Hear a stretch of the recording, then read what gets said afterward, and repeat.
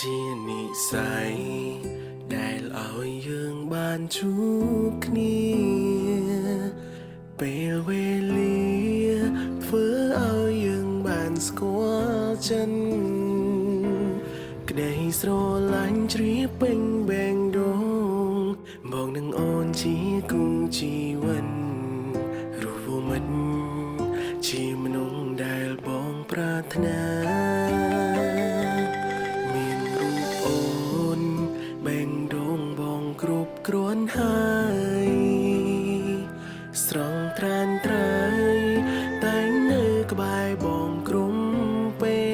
លទោះបីមានអមសឹងយ៉ាងណា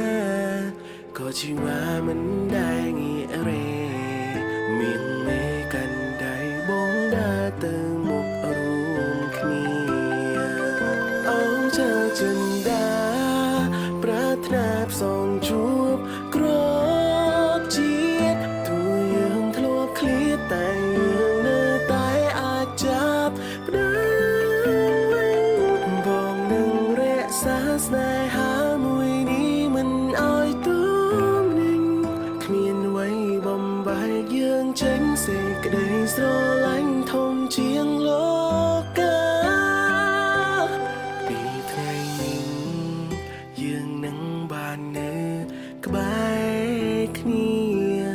បងនឹងអោបពុំងារជាប់ក្នុងអោរា